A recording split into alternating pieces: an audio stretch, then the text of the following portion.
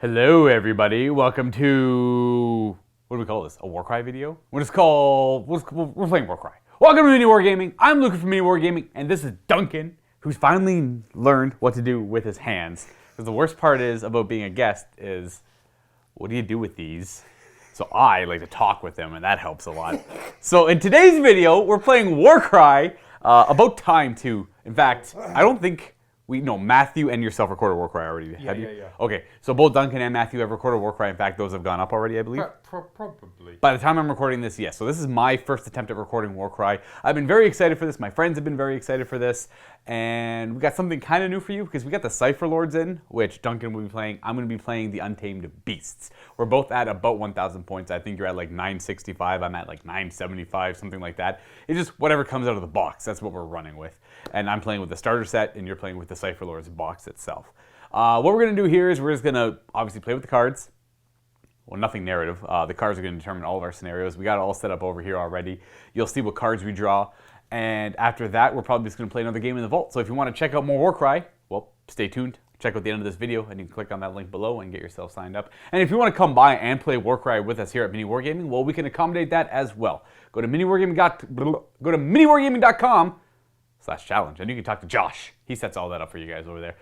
Without further ado, let's go check out our warbands. I'm sure you're already vaguely familiar with what they are, and then we'll go figure out what nasty scenario we're playing. Here we have the Untamed Beasts with the big old gigantic starter box right behind them. The starter box, you get a bunch of stuff in, so it's always a great value. I wanted to play them because I've always had the appeal to that Marauder-like group of people, right? I think they're called the Dark Oath Warbands. That's what they're going to be called in Age of Sigmar. And it's just straight up very barbaric, very Conan, and I am all about that. Bone weapons, very little to no metal on them at all, just animal furs and bones. This is everything you get in the starter set, as you can see behind it. Over here, I got the leader, who is the Hot Eater. And then we got the First Fang, which I assume is his lieutenant, or his right-hand man. We got the Beast Speaker, who is accompanied by a Rock Tusk Prowler, who is very expensive. He's actually just about as expensive as my leader. Slightly more elite members of the Untamed Beasts. These are the Prey Takers. They have different weapons. We have one with the Fanged Axe and one with the Sawtooth Blade on the right there. And the more basic, maybe the initiates of the Untamed Beasts, we have the Plains Runners here.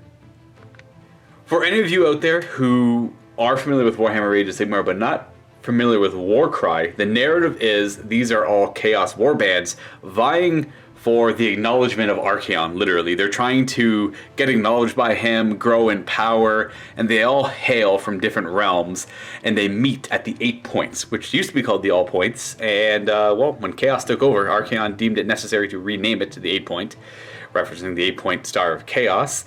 These guys hail naturally from the realm of beasts. Now we can take a look at the Cypher Lords, which are a very different warband than the Untamed Beasts. They're trying to use dancing and apparently like hallucinogenic drugs to attract Archon. Yeah, literally. Do they hail from Realm of Light, I believe? Haish? I'm not sure. I think it's Haish they hail from themselves, and they are quite fantastical. They have a cool, I don't know, a lot of metal on them, a lot of dress, a lot of garb. What do you got? So, starting off, this is the leader, the Thrall Master. And then I've got to rapidly work out what they are. These are Mind-bound. This here is Illuminate. And then I've got 2 Mirror Blades with Glaives. Okay. And then this, if you look heavily on the back, you can see that's not a glaive, that's a double-bladed sword. So that's a Mind-bound with double-bladed sword. And then we have a Mind-bound with actual 2 swords, is it? Mirror Blade with dueling swords. Mirror Blade with dueling swords. I get a weird, obviously a Tzeentchian vibe from them, which I guess is what they're supposed to be based on. They're not, each of these warbands isn't obviously based off of a Chaos God, but they take a lot of inspiration from them. Like the Unmade, which I'm very excited to get my hands on, is a very Slaneshi-based band. The Untamed Beasts are, I don't know, they're kind of neutral, and I think the Iron Golems are kind of heavily Khorne-based, being like armor and martial prowess and all that stuff. Though the Untamed Beasts, you could argue the same thing. Regardless, this is the Cypher Lords. Obviously, this is a skirmish war game, so very low scale. And you're at about 965 points out of the 1,000 you're allowed to bring. Now, the way this works is each game is based on 4 separate decks. We have the terrain deck, we have the battlefield deployment deck, we have the objective deck, and we have the twist deck. So with that, this determines how your territory is set up on the board. Up here, you'll see that in a moment. This determines how you're going to deploy on said board after the territory is set up. This determines what both warbands are fighting for, and this will determine the twist on the battlefield, albeit falling debris, maybe there's an earthquake, maybe there's a blizzard, maybe demonic beasts are swarming the battlefield. There's a lot, guys. There's a ton here. I've shoved them all up, of course, and we're going to go figure that out just now. But before we do any of that, Duncan and I have a priority roll to do, which is different than an initiative roll. I'm going to roll my Taco Cat dice. Uh-oh, it begins. I got a 6. So it means I'm the priority player. So the person that's not a priority player has to separate their warband into 3 different contingents. They're called battle groups. We have, if I recall, a... When I show mine, which in fact I've already done. You've already done it? Alright. So it's called a dagger, a shield, and a hammer. So we have... Dagger, shield, hammer, if that makes sense. So you have to do this before you figure out what the battle plan is, which is drawing all the cards. The only restrictions is there has to be 1 in each battle group, and your main middle one, the shield, has to have at least a third of your force in it. And it has to be rounding up. Yeah. Now, which is fine for me, 3 is a third rounding up. Let's talk tactics quickly. These 2 leader type characters here are able to control the others using a certain ability. Oh. So I've made sure they're paired up so they've got someone they can control straight away. Okay, that makes sense over here then. So I have to actually separate mine still, so I'll go ahead and do that and I'll tell you why. Here you have my hammer. It's going to be the beast speaker and the cat. You mean dagger because it's coming on first? Sorry, yeah. So dagger. I keep getting those mixed up. I'm so used to Age of Sigmar's melee engagement. We have spearhead, main body, and rear guard. But in this case, we have dagger, shield, and hammer. There we go. Hammer is at the end, shield's in the middle, dagger's at start. We got the beast speaker, the cat, and then for my shield, I've got my leader and the spear guy. It's hard to remember. First Fang. The First Fang, yeah, these names are quite hard to remember. And then we got the 2 more elite basic infantry guys and the plains runners in the very last detachment. Prey takers in the These middle. are prey takers over here. So the plains runners in the back, mostly because they move the quickest, so they have the potential to get into combat right away. When they show up on it, not always are they showing up at the very end, but if they do show up at the very end, then they can still be useful right away, whereas these guys move a little bit slower. So that's my philosophy behind it. I might not be correct. I'm definitely no master of Warcry. We'll see how this works out. Though I know that these 2 work best together, so they're going to stick together.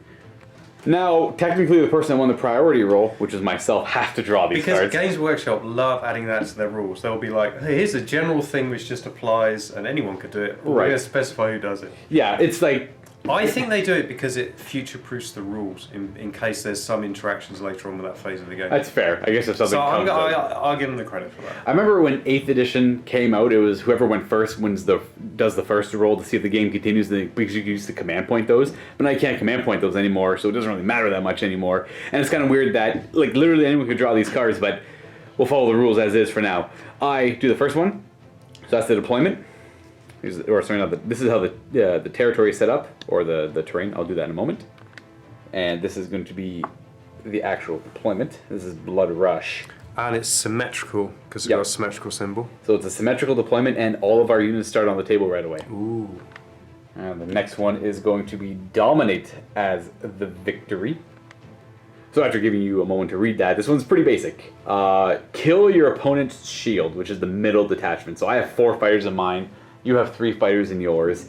And it also forces the shield fighters to go to the middle so they can't hide around the edge of the battlefield, because starting at the 4th battle round, if any of them are within 4 inches of the battlefield edge, they are immediately taken out of the game. Ooh. So yeah, the game has unlimited turns until all the shield is destroyed. And do you want to say the word that's at the end of that sentence that starts with S? Subsequent? Or, for English viewers, subsequent. I didn't realise that. That's really interesting that you pronounce that differently in Canada. I actually never picked up. So you picked up, you guess you picked up on that right there. I've never subsequent, subsequent. So this is a multilingual background. This one. And the twist, Dark Omens. All right, so this is Dark Omens. So we had to look through the twist deck. We found the first two. We had to find a climate and a psychology card. So that's the climate symbol, and that's the psychology symbol. They use symbolism like runes because of the barbaric nature of our warbands, I suppose. Yeah. Maybe they don't have a written language. It kind of goes along with the lore of the game. So we got the Gore Moon Rises as a climate, and we got Bitter Rivals as a psychology. So the Gore Moon Rises, add 1 to the value of abilities used by all fighters. For anyone unfamiliar with that, I'll try and explain. It's hard to explain It'll now. make loads of sense later. Exactly. I'll explain this later. That's quite powerful for both of us. And then the second twist is extremely obscure. If our leaders happen to be fighting each other, they're going to gain a bit of a boost. Yes. Yeah. So yeah, just like Duncan said, +1 attack and strength to all attacks from one leader to the next that target the other leader that have a range of 3 or less. So anything with like a bow or a spear or anything, it has to be a leader. My leader doesn't have one. Your leader doesn't have one. So when we're fighting each other, we both get an additional strength and. And the funny thing in this game attack. is often +1 strength doesn't make much difference. So we'll see about that one. Yeah, the attack is all that matters. Yeah. Really. That's pretty easy. All right. Here is the setup of terrain. So we got that there, and because I was the priority winner, I get to pick what color team I want to be. I'm going to be blue, just because I'm already on this side. So that means our shields deploy on the right, our daggers deploy in the middle, forward, and our hammers deploy in the back. And that's the exact same for Duncan. Just flipped. Huzzah! Got dagger, hammer, and my shields over here. Now our shields don't have to kill each other, but this is your objective, and that's my objective. Yeah, that's my shield. So way over there. So you got your hammer over there, and you got your dagger opposed to my dagger. Now we have this dangerous or deadly terrain right in the middle, so it's tall enough that we have to actually climb over it to pass over it. So essentially you have to take what is the impact damage? Yep. On a 4 or more. Yeah, you roll for impact damage. Yeah, as you attempt to climb over it. So that's going to end up being a little obnoxious for us. Other than that, though, I think we're ready to go on to the first hero phase of the game. Unlimited battle rounds in this scenario, entering our first hero phase. The hero phase is quite simple. Both Duncan and myself are going to roll these initiative dice. Bam. And then we separate them into sets of single dice, double dice, triple dice, quadruple dice, etc. So I got 1 single, 2 singles, 3 singles, 4 singles. And I've only got 3, so you got initiative. So I am automatically the initiative player. So the next step is we both get a wild die. Duncan's got the black dice over there, and I got a Glacial Geek die, which I'll be using as my wild die. So I start, and I assign this die to any facing, and it can match any set here. I can increase this to a triple if I wanted to. I can make any one of these a double. Or I could add another single, but there's no point in doing that because I already have the initiative. Now, hypothetically speaking, they're seizing the initiative here. If I was to make this a 5, and Duncan was to give himself another single, then he would be the initiative player in that case. What I'm going to do is I'm actually going to store this because I can't think of anything I immediately want to do with it. Now, you can store up to as many of these as you want throughout the game, and I believe you can use as much of them at any point you want as well. So I got 1 stored up. And how do you want to use yours? I'm going to turn this into a quad. I have no idea what your quadruples do. Now, referencing the weather effect we have, the Gore Moon Rises, certain abilities on our cards, quick reference for you guys here, we have doubles, double, triple, triple, triple. Those all become abilities that our fighters can use. And some of them have a value to them, like Unleash the Beast. If I have a quadruple dice, I get to pick one of my fighters when they activate, and I get to increase their strength and attacks by the value of the dice I used rounded in half rounded up. So if I had 4 4s, I use that fighter would get +2 attacks and strength. Now, with the Gore Moon Rises, those 4s would actually become 5s, rounding up, which means I would get 3 strength and 3 attacks. That's what that twist does. My quad ability is almost exactly the same as the universal quad ability, but in addition, I can fly. Oh, cool. So, Spinning Somersault Strike. The first thing I'm going to do is I'm going to activate my Plains Runner. We'll say this one over here. We are going to have them move, and then they're just going to move again. So each fighter has 2 actions they can do from a list of move, attack, disengage, or wait. I'll explain, they're all self-explanatory except for wait. I'll explain wait if it comes up. But for move, you get to do a move equal to the characteristic. We got 5 on their characteristic. I'm going to try and slow down the how to play part to this. I realize I've been going into extreme detail. We're just going to move them. So that means they move 5 inches twice, and then they're done. Only one of them, though, because they're all separate. With that 10 inches, we're going to stick them behind this wall. Actually, we'll go just to peek out a little bit there. This Cypher Lord will wait. Smart. So using a wait action on your first action means that you can activate them later an additional time, but they can only do one action afterwards. Now, if you use a wait action on your second action, you're just pretty much saying, I pass and I have nothing else to do with them, even if you don't want to move.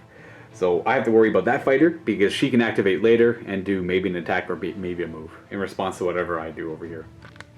I'm going to activate this Planesrunner. I'm going to move and move again up to that wall. And this chap is also going to wait. Fair, okay. And then I'll just go ahead and activate this Planesrunner up to the wall. And then we're going to do another wait. Alright, now you get to the actual game.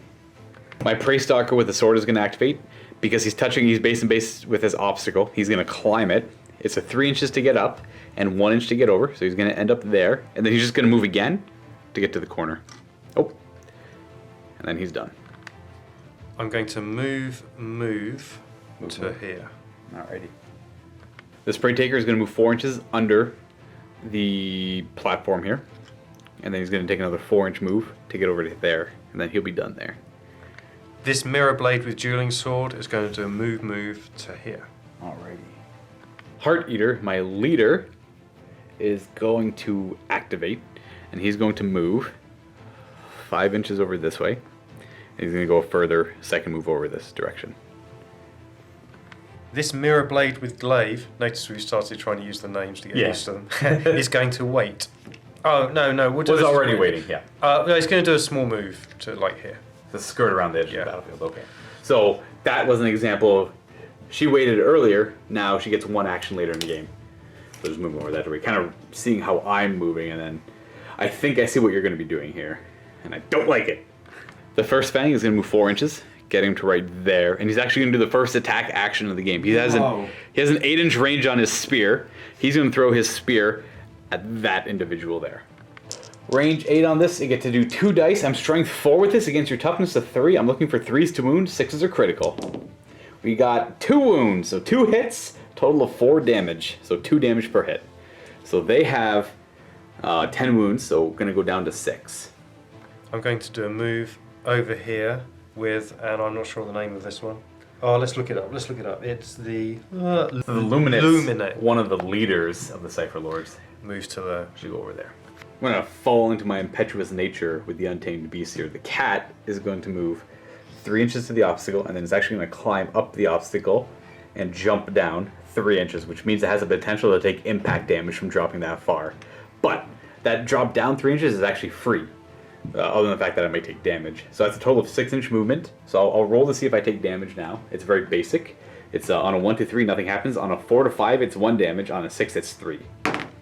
We're good. So 0 damage from that fall. And I feel we're working as a team to get the rules right. I think you've also done another inch across because the base is... Because of the base, yeah. So the center of the base, essentially. Yeah. So, and then 1 more inch for that 8-inch movement. And then we'll just double move. We'll move again, and we'll end up right there. But I won't be able to do attack, but I get into combat with both of them. This is good news. This is why I was doing my weights. Yeah, the weights were a good call. So I'm going to use my ability, which now means I can fly.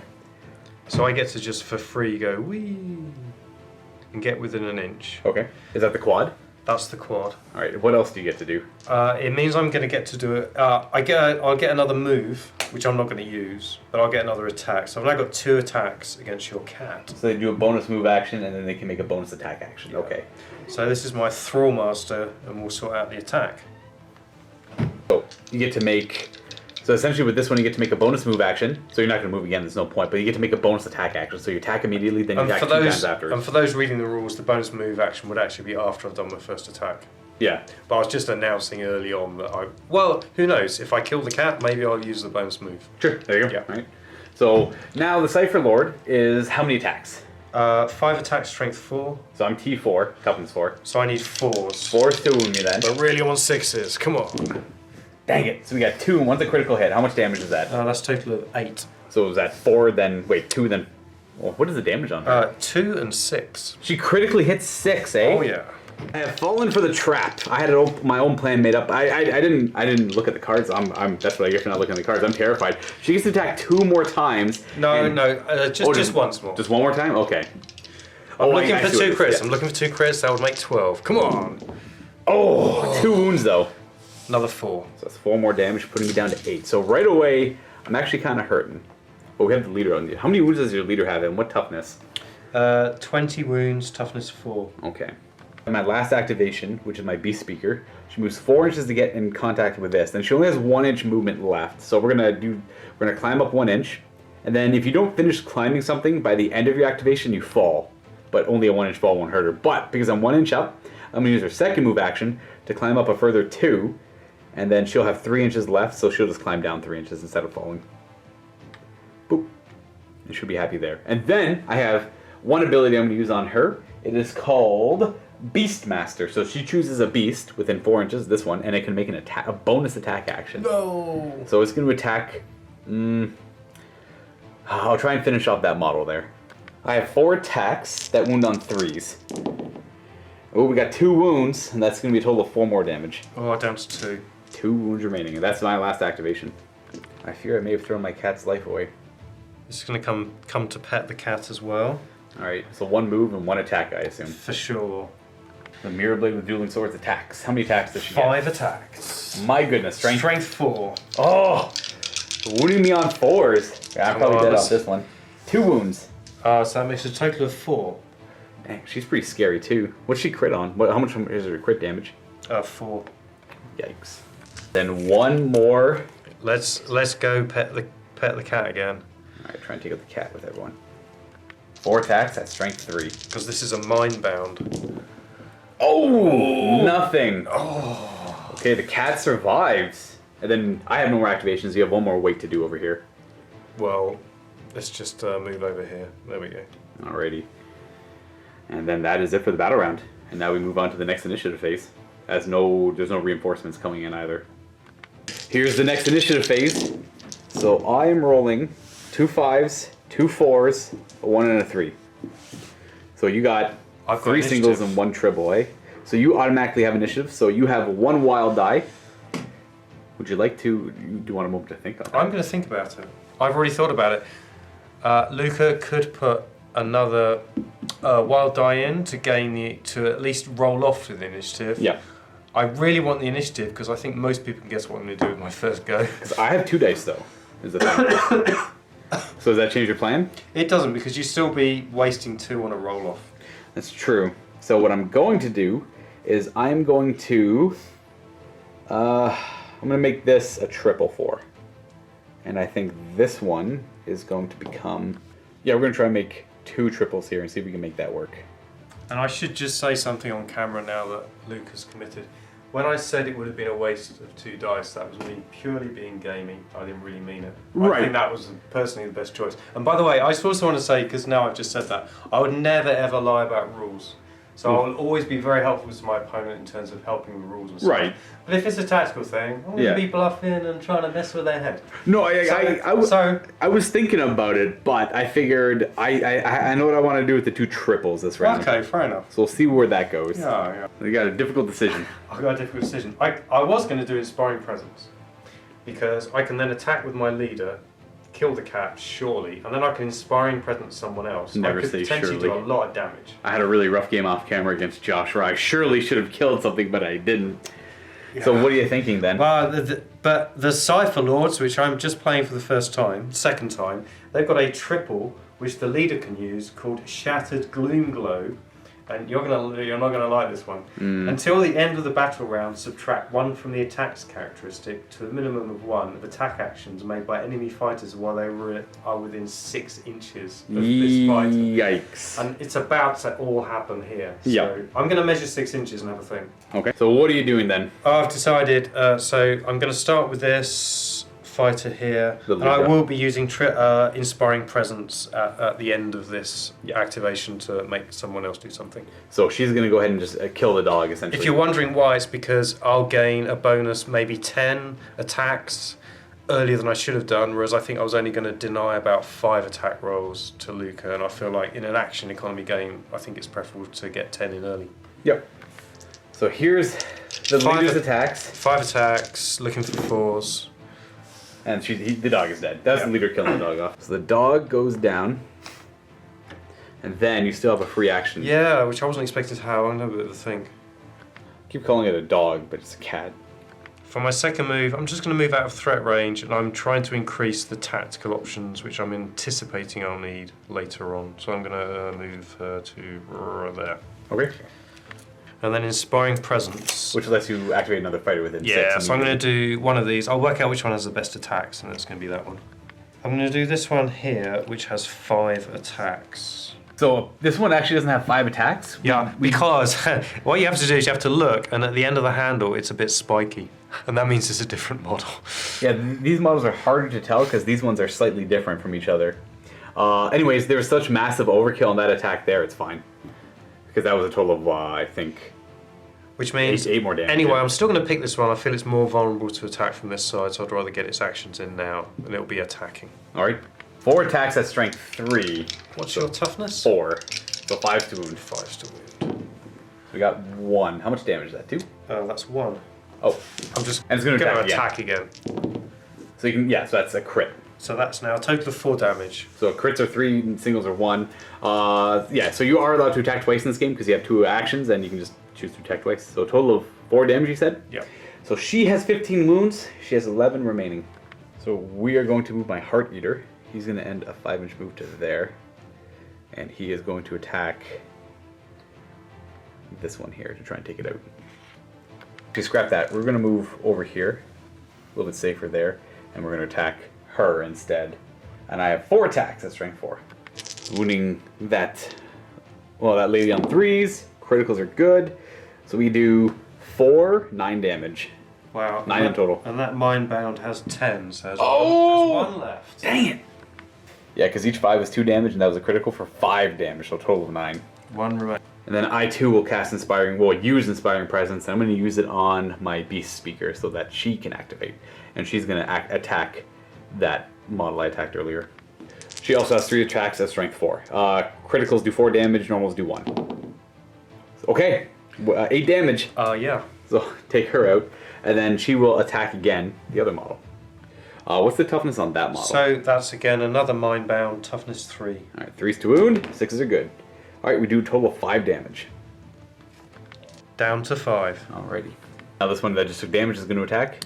Yeah, let's play the action economy again, as I feel this Mindbound is under threat. So he's going to attack my Beast Speaker. Yeah, 4 attacks, strength 3. So 5s to wound. A little bit more of a durable Warband. So that's 1. 1 damage, and attack again. So we have 1 damage in total, with a further 2. 2, 3, 4, 5. So down to 6. 6 wounds remain. And then it's my go. My first Fang is going to activate, and he is going to attack that model there with 2 wounds remaining. 3s to wound.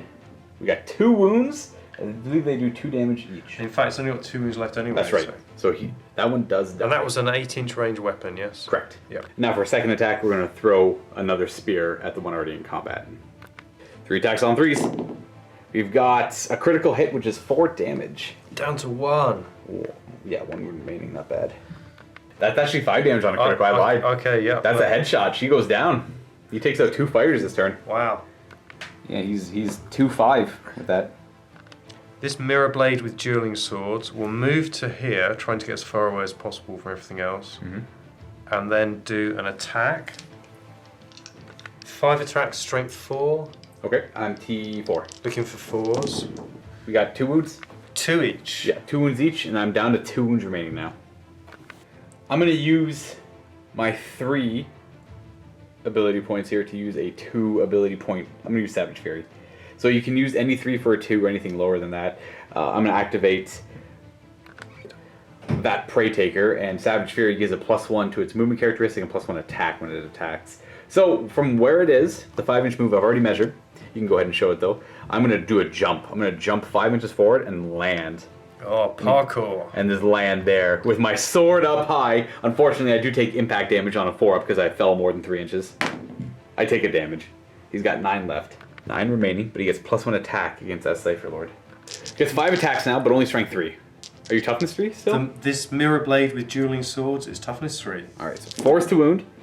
And we got a critical hit and a normal hit, and he does 2-4, so that's a total of 6 damage. 4 wounds remain over there. That's it for his activation. Alright, what's your activation? Wait. More waiting with your shield. Alrighty. So my activation is then going to be... all of this stuff is already gone.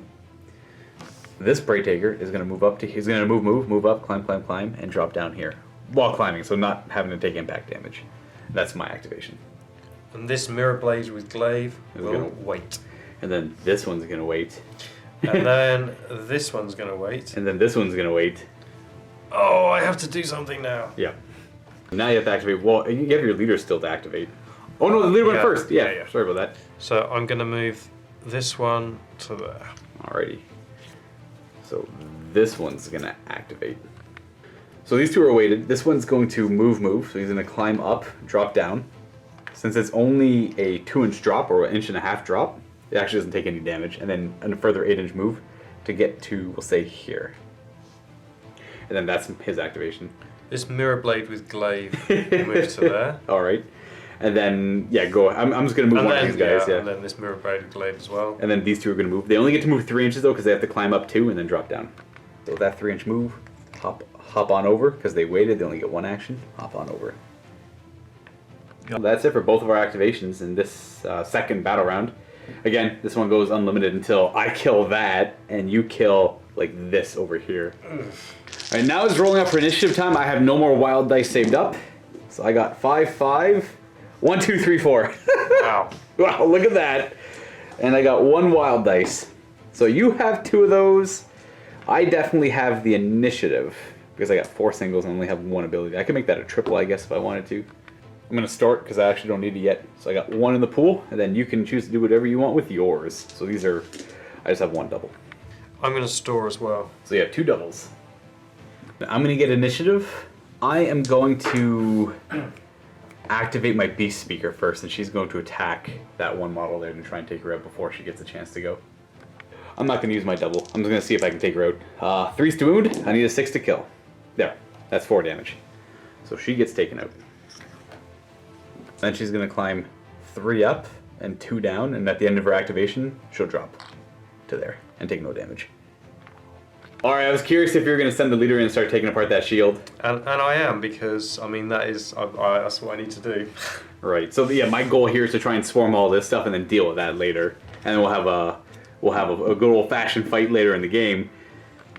I'm going to use, I'll use Onslaught. So, +1 attack, is it? It gives me 1 attack, but might as well. I don't think there's anything else I can use the doubles on this turn. So I'm going to get 6 attacks. And you are strength 4. I am toughness 4. And so 4's to wound. 6s are ridiculous for you, though. And we got 3 wounds. 6 damage. That puts him down to 3 remaining, so I'll take that off. We're going to use our double on Onslaught as well. We're going to activate my Prey Taker with the sword. We're going to attack the leader twice. Unfortunately, only strength 3, so I wound on 5s, but I get 5 attacks. Crits are good. We got 1 crit, which is 4 damage, and the second attack is going to do a total of, so 8 damage, and then 10 in total after both attacks. So 10 wounds remain. Alright, so we're going to activate one of these, and we're going to move this time. So this is the 3rd turn. That one goes over there. We're going to activate my Heart Eater, which is the leader. We're going to move there, and we're going to attack your leader. And because of the twist, the Bitter Rivals, I get an extra strength and attack. Oh, it's actually coming to play. It's actually coming into play. I'm strength 4. I'd normally be wounding on 4s, but because of Bitter Rivals, I actually wound on 3s, and I get the extra attack. The 3 didn't matter, but that is enough. That alone is 10 damage. Wow. So that is a total of... Sorry about that. Testing the fire alarms. That's all done. So that's 5 damage to swing there, and these are 2 damage to swing. So the leader does get taken up by mine. Not that that means anything, I just don't have to deal with that model anymore, which is nice. And I moved an attack, so he's done. Mirror Blade with Glaive. That's 10.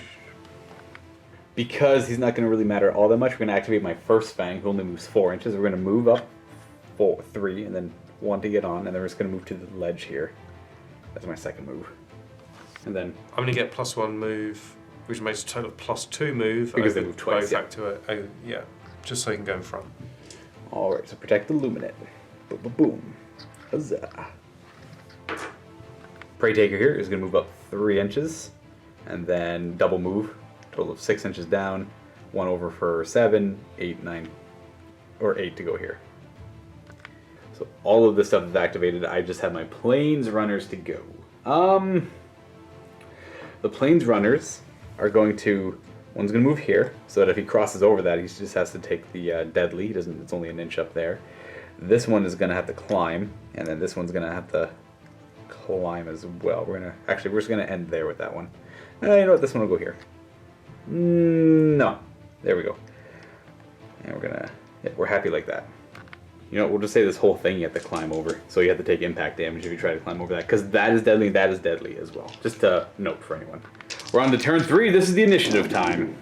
I got double 6, a 1, 3, and 2 4s. So I have 2 singles. I have 2 singles. So now we roll a lot to see who the initiative player is. So I am the initiative player. So I get another wild dice. I'm going to use one of these to make a triple. And I'm going to store the other. I'm saving it because I think round 4 might be crucial. So you're going to have 2 wild dice for round 2. Turn 4. Yeah, that's right. Put a weight token on this. Actually, you know what? Screw that. I'm not going to put a weight token. I'm going to activate my leader. He's going to move. Just to get into a better position. So it's 4 inches to get my leader there, and then just to climb up and get up here and just move. Because he has to double move to get up here. Doing some pre-measuring here. So we're going to move. That's 6 inches to get up there, it looks like. Yeah, I'm not sure exactly. I feel like the only way I can win this is if I force you to fight me somewhere where there's not much space, so that you can't use overwhelming force. And I feel like there's less space up here. That's fair. That's true. The platform up there. Yeah, I'm going to do it. Alright, so double moving up there. So it's going to be 6. They'll get a... And I'm going to save these to give +1 move to the 2 that are behind. Okay. So that they can keep up. So this first one will just move up on its own. 4 inches over that way. Yep. I'm going to put a weight token on him. I have a plan. It's not that ingenious, but... +1 move. So it'll be +2 movement. They'll be able to just keep up. 6. So you can get to about there. He's going to go over there, eh? Alrighty. If it makes things easier for you, I'll just show you my next move straight away. Sure. Well, my next move was kind of important. Before you do that, I'm gonna activate my first. Yeah, you know what? I'll wait. Then yeah, I'll see what you do with that one. So I'll put a weight token on another one of these guys over here. Oh no! Yay. So yeah, weight token there, then that one ends up over there. So because that one's there, that's the Luminate, eh? Yeah, that's the Luminate. So we're gonna activate the first bang, and the first bang's gonna do a running jump. It's gonna go 4 inches off the platform and land somewhere around here. I'll have to measure again.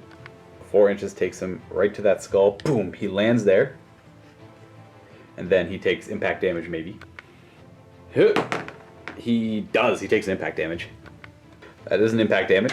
He's got 14 wounds remaining, and then he's going to throw an attack at the Luminate. So I wasn't in range of that one, but I am in range of the Luminate. Yeah, once I seen you move there, I knew I wasn't in range of her. So my plan was delayed for a turn. But I'm going to try and throw a snag at her. It's only 3 attacks at strength 4. The Luminate is toughness 4, so force to wound. We got a critical and a wound. Ooh. That's not 7 damage? That is 7 damage. The Luminate is down to 8. Down to 8. And now I'm going to use my triple. This one's kind of cool because it works with the Gore Moon Rises. So I'm going to use the Harpoon Snag. He gets an extra attack. And after the attack, it doesn't matter if it wounds or not, I actually pull you towards me a distance equal to the value of the dice. Whoa. So you have to do a 7-inch jump towards me and you'll take impact damage as well. 7 inch? So it's because you move equal to the value of the triple I use, and the Gore Moon Rises increases that value by 1. Okay. I came to check. Oh, sorry, scratch that. It's only a maximum of 6. I didn't even read. It's still 6. Though. 6 is good enough. I just thought it was kind of cool that it'd be 7. So I'm going to use that triple, and I'm going to attack again, because it's a bonus attack. And we actually don't wound at all. But I don't need to wound, as you get snagged by that, and you get pulled 6 inches directly towards me. And you do have to perform any jumps. So you can just measure straight, because you're jumping. So actually lands right in front of me. Yeah. Actually, I think this measurement's quite important. Should we get it right? Get over here! She does land within an inch, and impact damage from the jump, when you pulled that far, it's nothing. You're fine. I do get to activate the rest of my fighters. So we are going to have... she's going to activate, move to there, and attack me with her sword. That was the Beast Speaker activating, wounding on 4s because you're toughness 4. Oh no, we got 5 more damage. 1 damage and 4 damage. We'll go down to 3. And she's got the Beast Speaker has a 2. That's correct, yeah. Yep. So this will move to the other side as well. I'm going to spend my double on Savage Fury on this fighter. It increases his movement by 1 and attack by 1. So the 3 takes it to there, and then the 2 will get him in. So the Prey Taker's in range to attack. The Prey Taker is going to do an attack. He gets +1 attack as well. This one's got an axe, so it has 1 less attack, but a higher strength. So toughness 4. So wounding on 4s instead of 5s with the sword guy. We got a crit and hit. That's 6 damage. Yep. It goes down. So that's 1 of the shield down. And I'm in a good position here because I got a guy with range 8 who can just keep pelting them every turn. But I guess I got. I felt like my main chance was that I wasn't expecting the drag down, but I was hoping that he would have to come within 8, and I was like, well, at that point, I'm going to try and attack. Yeah, but I was kind of hoping I might still have 3 left at that point, so I'm obviously going to have a go at attacking. Yeah, you're going to have to jump down because otherwise, if I keep getting triples, it's going to be 1 at a time, right? Yeah. Being fed to the slaughter pit. So I want to move the rest of my guys into somewhat of a position, I suppose, because you're done activating. So I'll show you what this all looks like afterwards. This Plains Runner is going to move to there. It's going to move to over here. And then this one is going to move to over here. Those are the ones that waited. And this one's going to move just to there as well. Just in case you do decide to stay up there, they'll try and rush up there themselves. Oh, okay. Yeah. Actually, no, this one's going to double move to here. And this one's going to do its move to there. And they're all going to end up against that wall. That makes more sense. And then the last guy I have to activate is this Prey Taker, who is going to double move. So I'm going to go up to there, say 2, 3 inches, it doesn't really matter. We'll climb up to here for another 3 for 5, and then I'll have 3 inches left. Even if I only had 2 inches left, I would drop and not take any damage. So he'll end there. Scratch that, rules correction comes in mind. I think it came up a couple times as well, where I was kind of willy-nilly falling.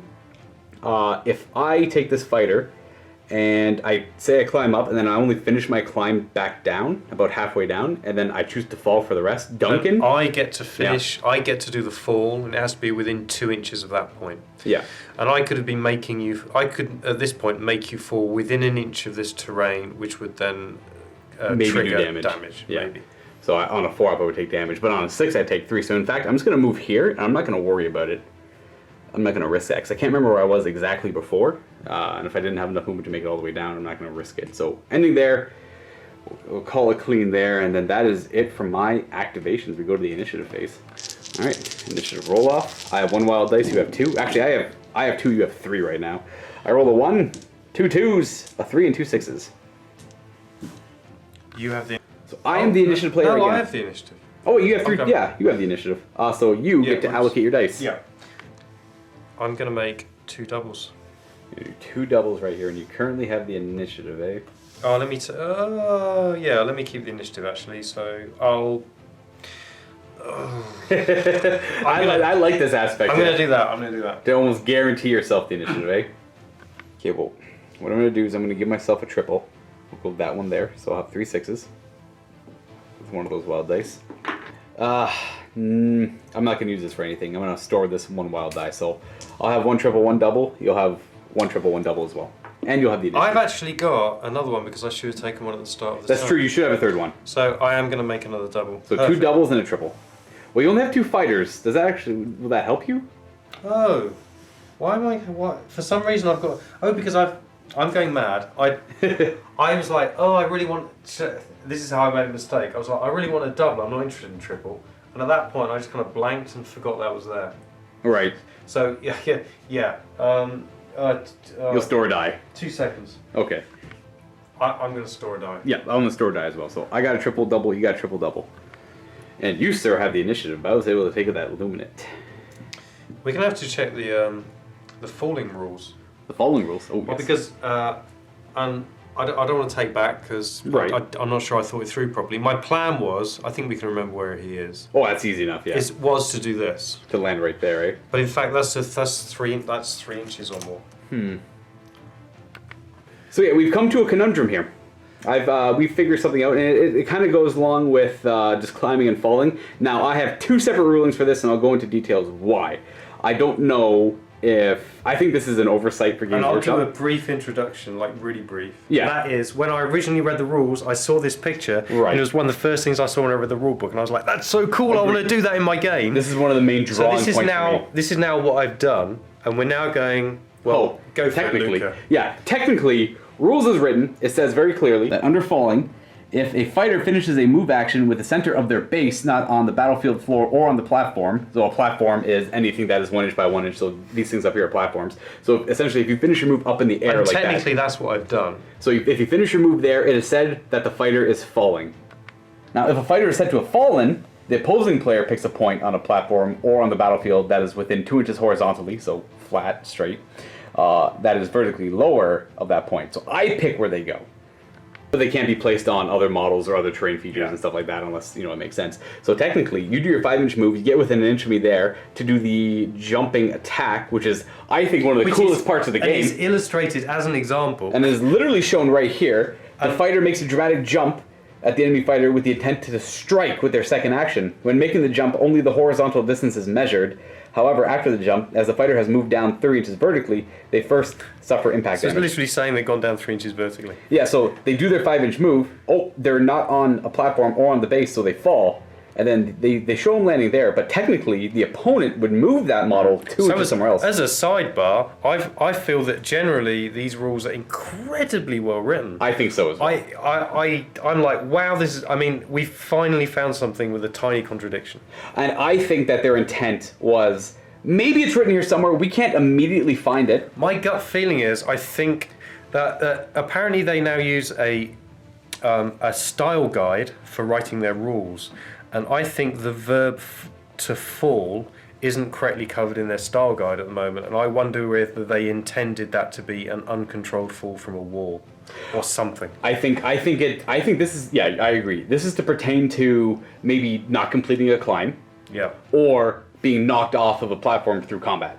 I think that's what it's supposed to I think the FAQ is going to say, actually, there's two flavors of fall. Maybe, because otherwise you've got a clear contradiction in the actual written rules. Yeah, or they'll have to clarify what they intend. I think they intend that you're able to control your jump and then attack afterwards. But when climbing, if you don't finish your climb, then you can't game it, and that your opponent can place it wherever. Because I was doing that technically earlier on. It wouldn't have mattered where you put my model, I don't think. Yeah. No, I don't think so. But in this case, I'm all for letting a player do a jump and drop wherever they feel like they want to, because I think that is a very cool aspect of the game. I think the ability to start doing more and more complicated parkour as you get more used to the rules is a big thing. So that is cool. Now, obviously, we're going to continue to play here, but I think that there is an issue there. But I still take full damage, though. Exactly. So on a 4 or more, you take a damage. So you're going to take 1 damage. Yep. Down to 9. So now I'm going to do an attack. Against my Prey Taker. Toughness 4, Strength 4, Force to Wound. We have a critical and a wound. 7. I have 3 wounds remaining then. Yikes. Is that 3 and 4 with that model? I'm now going to do a low sweeping blow. For 2, it's a double? And it's notice worth 6. Oh, value 6. Oh, so that actually is a maximum 6, yeah. So what does low sweeping blow do? Okay, so I pick any visible enemy within 2 inches, and on a 4 to 5 I allocate 1 damage, and on a 6 the value equal to the damage die, the ability dice. Are we choosing my Beast Speaker? I choose all of them. Or you choose any model within, or all models within all 6. Models. So should we just roll for this one first? Okay. The Prey Taker. Prey Taker takes 1, so down to 2. The First Fang takes nothing, and then the Beast Speaker. Oh, is dead! So down to 2, sorry, and then dead. That's a good start. That's actually from my dagger. But that's still a big threat to gone. The problem with that is I don't see that as a good start. I see that as a good start and probably a good end, and I probably can't do much else, mate. Activate this plane runner. I'm going to climb up 3, and then move over to here to attack. Strength 3, Toughness 3, Force to Wound. We got a double critical. That's only 6 damage though. 3 damage to swing. They're 1 and 3. They're not very strong. 4 wounds remain. And the Mirror Blaze is going to try and finish off that Plains Runner. Strength 4 against my Toughness of 3. I only have 8 wounds. Oh, wow, 1. That's 6. Yikes! I'm going to attack again. Yep, so he's dead. That's it. What is the critical damage on that weapon? 5. So it's... Okay.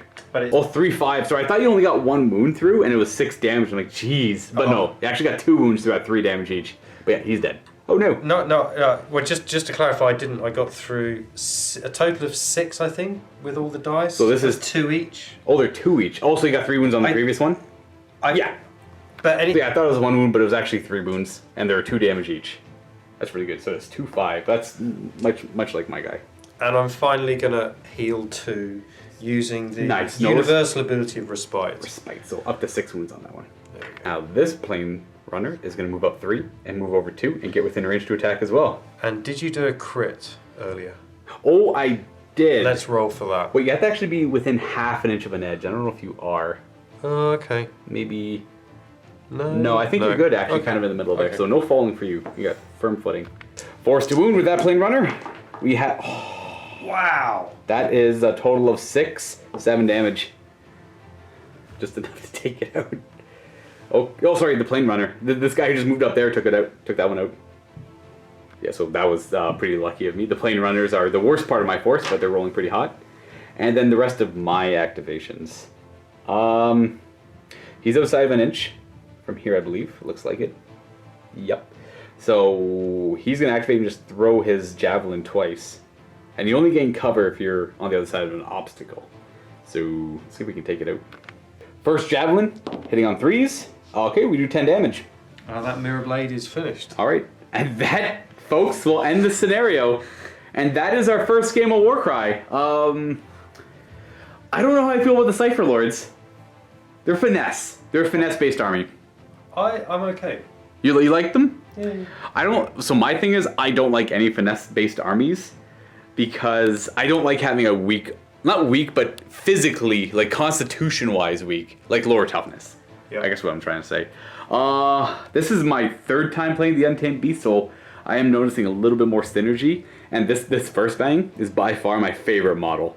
That ability to be able to like fishing hook someone and just pull them in with a rope is so cool, especially if they're on a higher platform and they fall. I actually forgot you would have had +1 toughness when I tried to wound you up there, but I failed to wound regardless. That is pretty much it for this game, Warcry. Duncan and I are going to go into the vault right now and set up for a completely second game. We're not going to use these cards. We're going to use brand new cards because the deck is just... The deck looks like they have about, I don't know, 50 to 60 cards in each deck. So no two games of Warcry should be the same for anyone at home. They can probably legitimately claim millions of different scenarios. I'm sure that's in their advertising somewhere. I would assume the odds of playing the same scenario twice are astronomical. I can't even imagine. Can I quickly ask, why do you think you won? I thought you made good use of weights. I thought that was quite good. When I got the advantage on the action economy is when I was able to abuse the weights. But you did use some weights early on, and I personally thought that you chose what to activate even in the first turn quite well. I don't know, that's my feeling. It's just I got a little bit of dice luck. Yeah, so that's the thing. It's obviously both of us did. I don't think you did any incorrect movements. I think I made the right call with committing everything. Them over there not being committed, they do a lot of damage. So the force being split. I was torn because one of the reasons I held them back is even if I'd gone flat out in the first turn, they still would have been a long way away. And I was actually planning to withdraw to them. I think a big factor in these games is how the terrain is set up. This wall here really cut your force in half. Because they were almost stuck over there, because having to climb over this, that's 2 inches to get up, then to drop down, you have to roll for impact damage because that's deadly terrain. A bulk of my forces were able to run up and around this way to attack your forces over here. And I'm fast enough and you're fast enough and we were able to get to fighting right away. I don't know, maybe... Well, then maybe I should have actually withdrawn. That's what I was about to say. I think your best play would have been to fall back with both forces and maybe consolidate up here. But then I would have had the first fang throwing... I'm not sure. I'm not sure about that because of the falling damage, and you fall off anyway if you suffer a crit potentially. There's potential. You fall on the d6 roll of 1, and then this guy being able to outrange you kind of makes it so you have to bring the fight to me. Because this guy does a lot of damage, and because it's unlimited turns, I could just sit there in a defensive position, throwing harpoons every turn. So I don't know what the right call would have been, but then again, I am very inexperienced with any finesse army in any war game. I will never play them well. Ever. I will never play them well. I'm all about very impetuous playstyle or a very durable list. Those are the things that I like to play well. Well, I'm looking forward to the next game. Yes, and we're not too sure what we're going to be playing faction-wise for the next game, but if you're not a Vault member, you can go and find that out for yourself. As always, see you next time, and happy wargaming.